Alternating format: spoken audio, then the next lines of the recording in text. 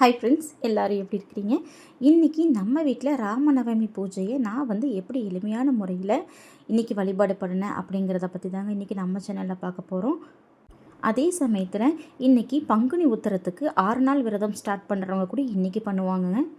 நான் பார்த்திங்கன்னா சனிக்கிழமை முந்தின நாளே சில க்ளீனிங் வேலைகளை செஞ்சு வச்சுருந்தாலும் நவமி அன்னைக்கு செஞ்சுக்கலாம் அப்படின்னு சொல்லிட்டு காலையில் ஒரு 4:30 மணி போல் தாங்க எழுந்திரிச்சு இந்த வாசப்படிக்கில் மஞ்சள் பூசுறது, கோலம் போடுறது, அடுப்படி க்ளீன் பண்ணுறது, இந்த மாதிரி வேலைகளில் நான் ஒரு 4:30 மணிக்கு மேலே தாங்க செய்ய ஆரம்பித்தேன். ஏன்னா இன்றைக்கி நவமி திங்கட்கிழமை வரைக்கும் இருந்தாலும் ராமர் அவதரித்த அந்த புனர்பூச நட்சத்திரம் ஞாயிற்றுக்கிழமை 10:30 மணி வரைக்கும் தான் இருக்குது அப்படின்னு சொன்னாங்க. அதனால் நம்ம அந்த டைமில் பூஜை பண்ணலாம் அப்படின்னு சொல்லிவிட்டு நான் ஞாயிற்றுக்கிழமை அன்றைக்கி என்னோடய பூஜையை முடிச்சிட்டேங்க. இன்றைக்கி என்னென்னா, நான் போன வாட்டி விலாகில் சொல்லியிருந்தேன் இல்லைங்களா, நம்ம பூஜைகள் சரிவர பண்ண முடியறதில்ல அப்படின்னு ஃபீல் பண்ணும்போது திருப்புகழ் படிங்க அப்படின்னு. நிஜமாலையுமே அது உண்மைதாங்க. இப்போ நான் படித்தேன் இல்லையா, இந்த ஒரு வாரம் 10 நாள், அதுலேயே பார்த்திங்கன்னா திரும்பவும் ரொம்ப நாளுக்கு அப்புறம் 4:30 மணிக்கு எந்திரிச்சு என்னுடைய வேலைகள் செய்கிற மாதிரி எனக்கே ஒரு ஃபீல் தாங்க. ரொம்ப சந்தோஷமாக இருந்தது.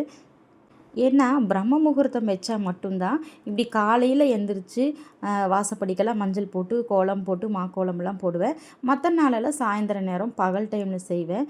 அதனால தான் சொன்னேன், திருப்புகழ் படித்தா நம்ம என்ன பூஜைகள் செய்யாமல் நின்று போச்சோ திரும்பவும் நம்ம ஆக்டிவாக பழைய மாதிரி செய்வோம். அதுக்குன்னு இருக்கிற அந்த சுவாமிமலை திருப்புகழ் நான் படித்தேங்க. அதே மாதிரி விளக்கெல்லாம் பார்த்திங்கன்னா தேய்ச்சி வச்சுருந்தாலும் முந்தின நாளே எல்லாம் தேய்ச்சி வச்சுட்டேன். ஆனால் மஞ்சள் குங்குமம் வைக்கிறதெல்லாம் பார்த்திங்கன்னா அந்த அன்றைக்கி காலையில் ஞாயிற்றுக்கிழமை காலையில் தான் பண்ணினேன். ஃபஸ்ட்டு வாசப்படியில் கோலம் போட்டு விட்டுட்டு அடுப்படியெல்லாம் போட்டு விட்டுட்டு அதுக்கப்புறமா விளக்கெல்லாம் அப்படியே மஞ்சள் குங்குமம் வச்சு கொண்டு போய் பூஜை ரூமில் நம்ம வச்சு அரேஞ்ச் பண்ணிடலாம் அப்படின்னு சொல்லிவிட்டு அப்படியே மெதுவாக செஞ்சு எனக்கு இந்த வேலையெல்லாம் பார்த்திங்கன்னா கரெக்டாக 6 மணி ஆகிடுச்சுங்க முடிக்கிறதுக்கு.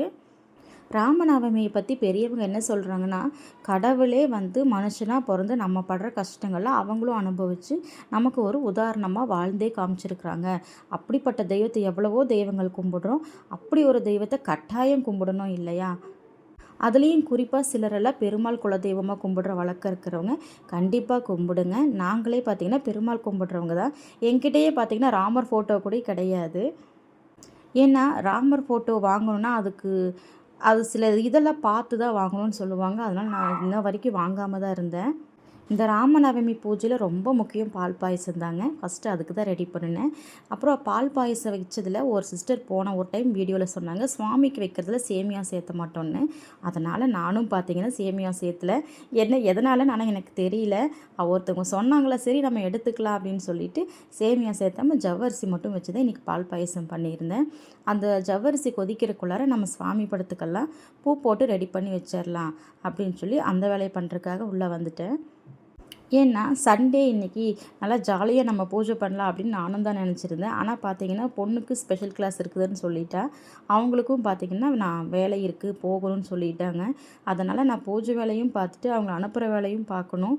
அப்படி நம்ம இருந்தாலும் நம்ம பூஜைகளை செய்ய முடியும் அப்படின்னு சொல்லி தான் இன்றைக்கி நான் செஞ்சுருக்கிறேன். பாருங்கள், வீடியோ நிறைய பேர் பார்க்குறீங்க, கொஞ்சம் லைக் பண்ணி சப்ஸ்கிரைப் பண்ணிவிட்டு பார்த்தீங்கன்னா எனக்கு கொஞ்சம் ஹெல்ப்பாக இருக்கும். உங்களுக்கு தெரிஞ்ச விஷயங்களை கமெண்ட் பண்ணிட்டு சொல்லுங்கள், அதுவும் கொஞ்சம் எனக்கு மோட்டிவேஷனாக இருக்கும். அதுக்காக தான். இப்போ பார்த்திங்கன்னா இந்த வேலையெல்லாம் முடிஞ்சதும் சரி பால் பாயசத்துக்கு ஏலக்காய் சர்க்கரையில் தட்டி போட்டுடலாம் அப்படின்னு சொல்லிட்டு அந்த வேலையை பார்க்க வந்துட்டேன். ராமருடைய அவதார கதைகள் பற்றி நிறையா பேருக்கு தெரிஞ்சிருக்கும்.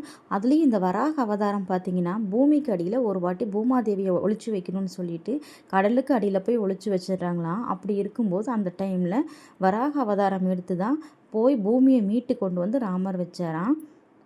இப்போ பார்த்திங்கன்னா ஒரு மிக்சி ஜாரில் இஞ்சியும் கொத்தமல்லியும் பச்சை மிளகா விதையை எடுத்துட்டு அந்த ஒரே ஒரு பச்சை மிளகா நைஸாக அரைச்சி நீர்மோர் ரெடி பண்ணிக்கலாங்க. நீர்மோர் வைக்கிறது ரொம்ப சிறப்புங்க ராமர் பிரானுக்கு.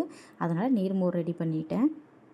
கூடவே பார்த்திங்கன்னா இன்னொரு அதே மாதிரி மிக்சி ஜார்லேயே இஞ்சி பூண்டு தேங்காய் கொஞ்சமாக சீரகம் போட்டு இதையெல்லாம் சேர்த்து நல்லா இந்த மாதிரி அரைச்சி எடுத்துக்கொடுங்க. ஏன்னா எனக்கு ஸ்கூலு இருக்குது வேலை இருக்குதுன்னு சொன்னேன்ல, அதனால் குயிக்காக வைக்கிற ஒரு இட்லி சாம்பார் தாங்க இது.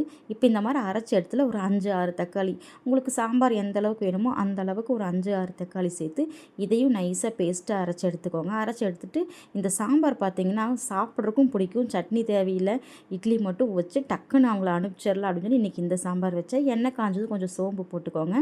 வெங்காயம் மட்டும் கொஞ்சம் சேர்த்திக்கலாம். பெரிய வெங்காயம் கொஞ்சம் அதிகமாகவே சேர்த்துட்டோம்னா கொஞ்சம் நல்லாயிருக்கும். ரொம்பவும் வந்து வதங்க வேண்டியதில்லை, கண்ணாடி பதம் வந்தாலே போதுமானது தான். அதுக்கப்புறம் பார்த்திங்கன்னா அந்த அரைச்சி வச்சுருக்கலாம் பேஸ்ட்டு, அதில் வந்து ஒரு நல்ல காரசாரமாக சாப்பிடுவீங்கன்னா தாராளமாக சேர்த்திக்கலாம். காரசாரமாக இருந்தால் தான் இந்த சாம்பார் நல்லாயிருக்கும். தேவையான மிளகாப்பொடி, மல்லித்தூள், மஞ்சத்தூள், சாம்பார் தூள் இது எல்லாத்தையுமே அந்த ஜார்லேயே சேர்த்துட்டு அரைக்கிறதுனா அரைச்சிக்கலாம், இல்லைன்னா அப்படியே கூடியும் இந்த வதங்கி வந்திருக்கிற வெங்காயத்தில் சேர்த்து நல்ல ஒரே ஒரு நிமிஷம் பெரட்டி விட்டுட்டு தண்ணி தாராளமாக உங்களுக்கு எவ்வளவு தண்ணி வேணுமோ குழம்பு கொதிக்கிற அளவுக்கு அந்த பச்சை வடையெல்லாம் போகி வெந்து வரணும். அதுக்கு வேண்டுமான தண்ணி வந்து அதில் சேர்த்து வச்சிட்டோம்னா இது பாட்டுக்கு வேகும். இட்லி வேகிறக்குள்ளே உங்களுக்கு வந்து பார்த்திங்கன்னா சாம்பாருமாக ஒரு 1/4 மணி நேரம் நல்லா மூடி போட்டு நல்லா வேக விட்டாலே போதும். சாம்பார் சூப்பராக இருக்குங்க. ஏன்னா இதுக்கு சட்னி தேவையில்லை, நமக்கு சீக்கிரமாகவும் ஆயிரும். அதனால் வந்து இந்த சாம்பார் வந்து இம்மீடியட்டாக வைக்கணும்னா வச்சு பாருங்கள், எல்லோரும் வீட்டில் இருக்கிறவங்களுக்கும் பிடிக்கும். அந்த மாதிரி பார்த்திங்கன்னா பூமியவே மீட்டு கொண்டு வந்து அது எந்த இடத்துல இருக்கணுமோ அந்த இடத்துல வச்சு ஒரு பூமி இப்படி தான் இருக்கணும், இது இப்படி இருக்கணும்னு செட் பண்ணினதே வந்து நம்ம விஷ்ணு பெருமாள் தான் அப்படின்னு சொல்லி சொல்லுவாங்க. அப்படி இருக்கும்போது அந்த பூமியில் வந்து நம்ம ஒரு சின்ன ஒரு தூசு மாதிரி நம்மளை அவரோட வாழ்க்கையில் இருக்கிற கஷ்டங்களை எப்படியும் நிச்சயம் வந்து பெருமாள் வந்து கண்டிப்பாக சரி பண்ணிடுவார் அப்படின்னு சொல்லி ஒரு நம்பிக்கை தான். எல்லாமே ஒரு நம்பிக்கை தானே, அதனால தான் இந்த பூஜைகள் கண்டிப்பாக பண்ணுங்க அப்படிங்கிறது. இப்போ பார்த்திங்கன்னா இட்லி ரெடியானதும் சாம்பார் விட்டு பொண்ணுக்கு அவங்களுக்கு சாப்பிட வச்சு அனுப்பிச்சாச்சு. இன்றைக்கி பெருமாளுக்கு பிரசாதத்துக்கு பார்த்திங்க அப்படின்னா தயிர் சாதம், பால் பாயசம், பானகம், அது கூட நீர்மோர், வெத்தலைப்பாக்கு பழம், அவ்வளோதான். இது மட்டும் ரெடி பண்ணிக்கிட்டேன். டக்குன்னு எளிமையான பிரசாதமாக தாங்க ரெடி பண்ணியிருக்கேன். சிலர் வந்து வடை பாயாசம் இல்லை நல்லா இதாக செய்கிறவங்க செய்வாங்க, அப்படி செய்கிறனாலும் செய்யலாம். இதில் திருப்புல்லானி பாயசம் பண்ணுறது ரொம்ப விசேஷங்க. அது செய்யலாம், ஆனால் அது கொஞ்சம் கரெக்டாக செய்ய தெரியணும். ஏன்னா அது எதாவது திரிஞ்சு போகிறக்கு வாய்ப்பு இருக்கும், அப்போ நமக்கு மனசு சங்கடமாயிரும். அதனால் நான் பால் பாயசமே பண்ணி வச்சுட்டு, கட்டாயம் எல்லாருக்கும் பிரச்சனைகள் இருக்குங்க, கண்டிப்பாக இல்லாதவங்க இருக்க மாட்டாங்க. கண்டிப்பாக ராமபிரானை நம்பி நம்ம கையெடுக்கலாம். அவரும் வந்து மனுஷனாக இருந்து கஷ்டப்பட்டனால இனி ஒரு மனுஷனோட கஷ்டம் கட்டாயம் அவருக்கு புரியுங்கிற ஒரு நம்பிக்கை தான். நீங்களும் எல்லாரும் வழிபாடு பண்ணிக்கோங்க. நானும் பிரார்த்தனை பண்ணிக்கிறேன். வீடியோ பிடிச்சிருந்தால் லைக் பண்ணுங்கள், சப்ஸ்கிரைப் பண்ணுங்கள். பாய்.